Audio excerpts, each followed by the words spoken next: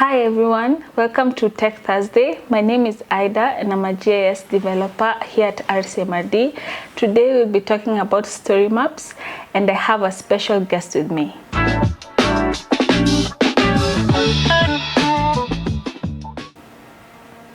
Thank you so much, Ida. My name is Kelly Waga, the knowledge management expert at RCMRD. I'm glad to be here to share something on StoryMaps. Thank you so much, Kelly, for being here.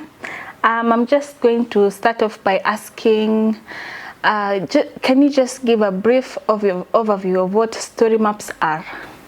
StoryMaps are basically web-based storytelling tools, and they normally combine maps as well as multimedia, that is in terms of texts, images, audios, videos and infographics to just communicate spatial and non-spatial data as well as information in a very collaborative manner.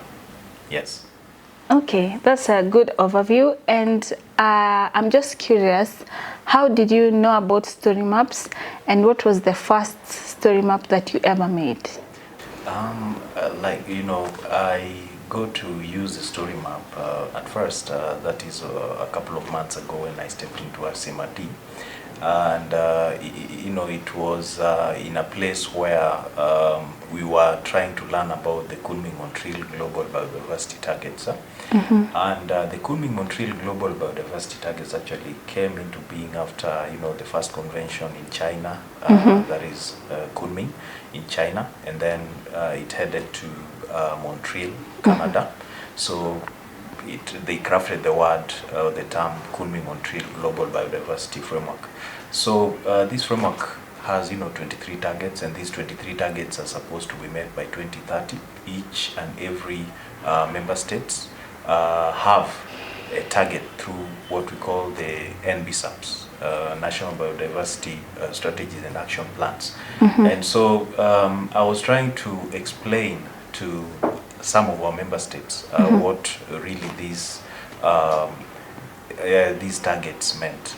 And so that is when I started explaining, because we would have what we call headline indicators, so somebody would not understand what an headline indicator was. So these are global targets, and then the national indicators. Each and every of these targets have those. So through a story map, I was able to tell them what they meant. So my first story map was on these 23 Kunming-Montreal Global Biodiversity Framework targets.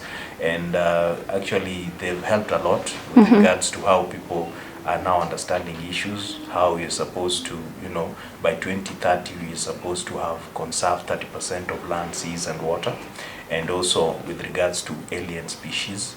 So it's well understood now through this story map.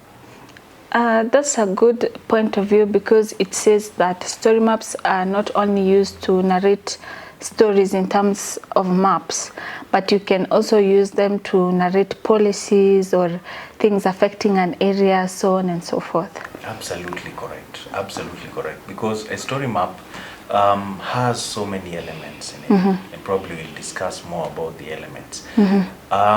One of the most fascinating thing about these story maps is that people can actually connect to what somebody is talking about, and you can actually take action with regards to what you've seen visually and also what you've read. So it's something very fascinating, and it's something that people need to continue doing. It's something that has been there, though maybe a lot of people don't know about it, but it's time that people now also explore and know more about these story maps. You can also use it in investigative journalism, because it gives evidence so much. I actually saw a story map, I think it's in Botswana, of how the rainfall affects the area as we move down the mountain. So it's an immersive experience. It makes you feel like you're part of the problem and you should be part of the solution. So leading up to that, how do you think story maps affect policies and decision makers? Now, how they affect is with regards to how people now understand what it's talking about.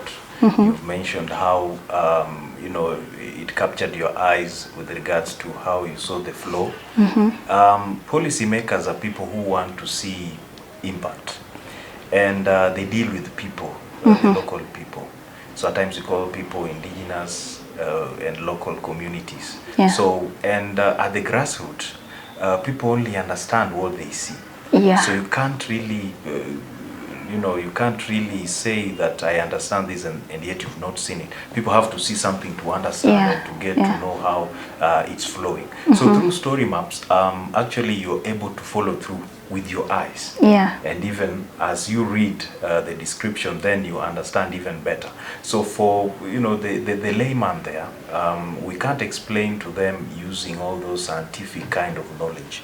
You have to pack it in a way that this person can actually consume. So that's the good thing about story maps. Yeah, Yes. because also us as RCOE, we have a geoportal and it shows the protected areas. So I can just see the map and see at this point this is a protected area, but I don't really know the story around the protected area, how the animals are interacting with the indigenous communities.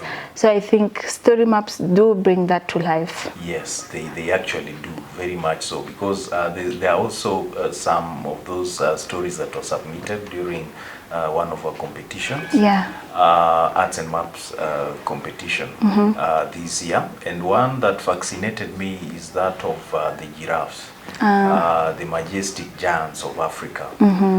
These individuals really put pen to paper.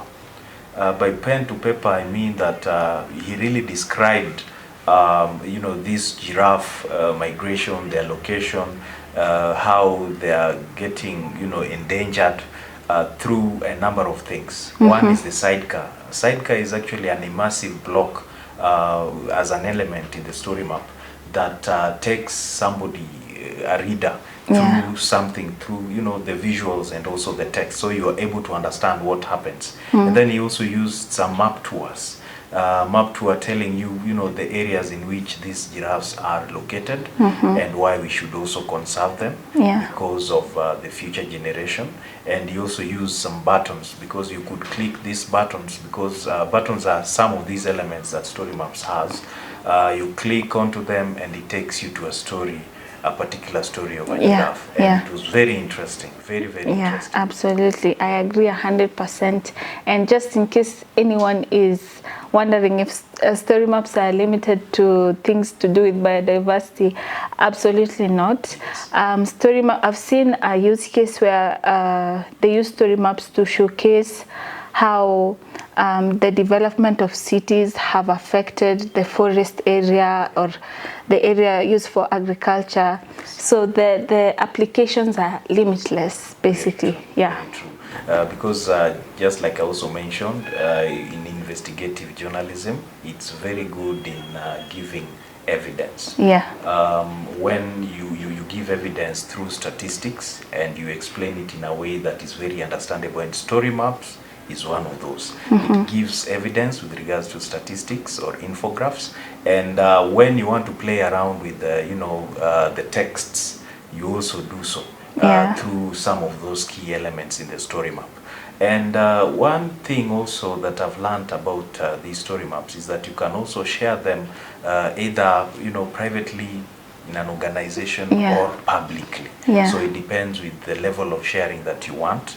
And again, you can also make sure that they are thematically aligned to your organization with regards to your branding. So it gives a lot of, you know, a lot of things that you know, you can look forward to. When you're doing something, especially when you are an organization person or even personally, if you want to also market your brand. Absolutely. Yes. So Kelly, can you give us a parting shot basically about story maps? So, well, I would say this, not even about story maps, is that, you know, when you start something, it's always very difficult because you feel it's new. So I want people to explore, explore, explore, and explore. Because without exploring, you'll never know how, you know, things can get. People are scared because maybe you might fail. But you know, failure is also the start of exploring a new thing. Yeah. So explore. Thank you so much. My name is Kelly Waga. Thank you.